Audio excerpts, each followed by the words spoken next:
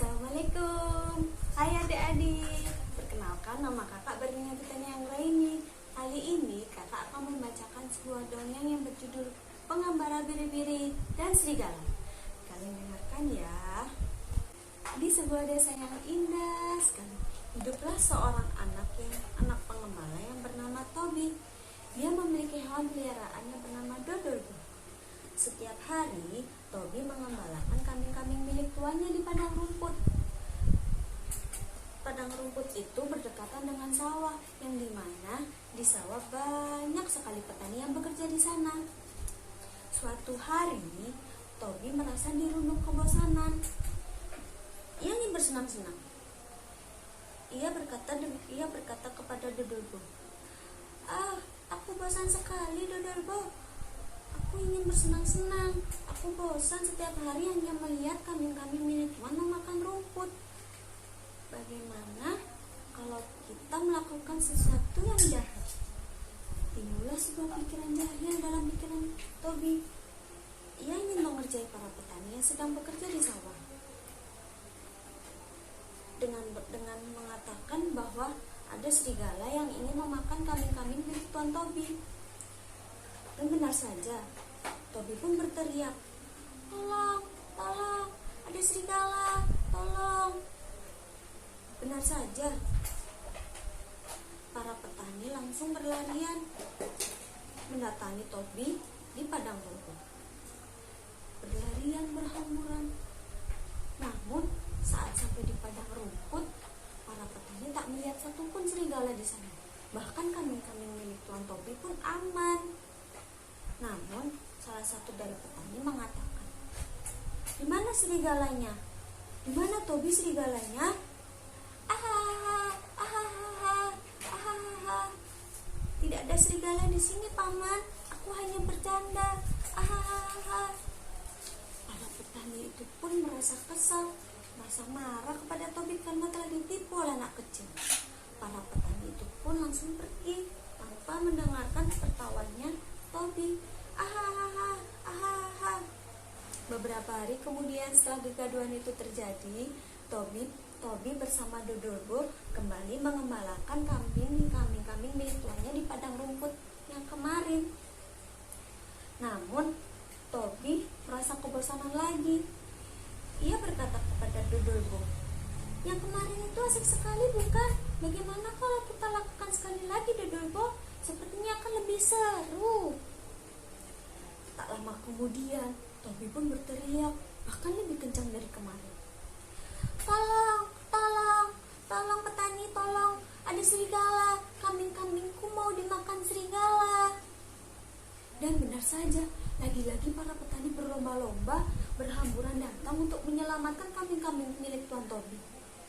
Namun, lagi-lagi mereka tak melihat ada serigala di sana. Dan salah satu petani mengatakan bahwa, "Di mana serigalanya? Apakah kau berkata jujur? Di mana serigalanya? Aku akan memukul serigala itu." Namun Tobi teriak dan tertawa mengatakan bahwa, Kau mudah sekali ditipu, Paman. Ini adalah kedua kalinya kau kutipu." Para petani itu lantas merasa kecewa. Lalu para petani meninggalkan Tobi lagi, tak menghiraukan tertawa Tobi yang sangat keras. Setelah Tobi melihat para petani itu menjauh, Tobi semakin tertawa dengan keras. Akhirnya Tobi merasa ingin bersantai sebentar. Namun tak jauh dari pandangan Tobi ada sebuah serigala.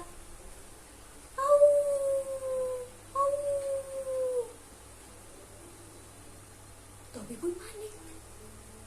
"Dodolbo, suara apakah itu? Apakah itu suara serigala?" Dodolbo pun lari meninggalkan Tobi. Tobi pun segera menyelamatkan kambing-kambingnya.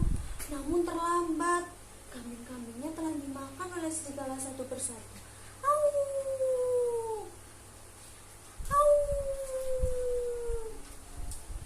Habislah sudah kambing-kambing milik tuannya. Bagaimana ini? Aduh, Dodobo panik.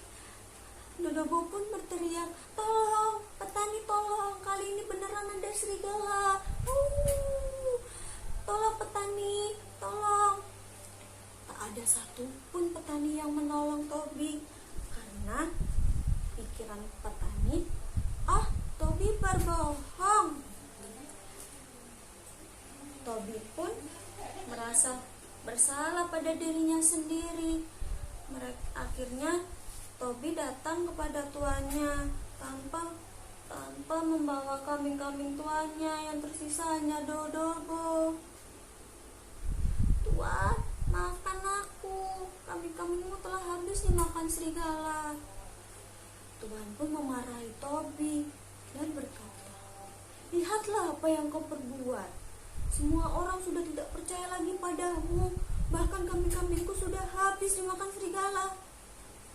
Tobi pun menyesal telah membohongi warga desa.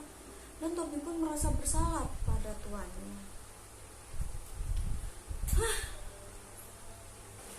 Nah, adik-adik yang manis, itulah hukuman bagi orang yang suka berbohong.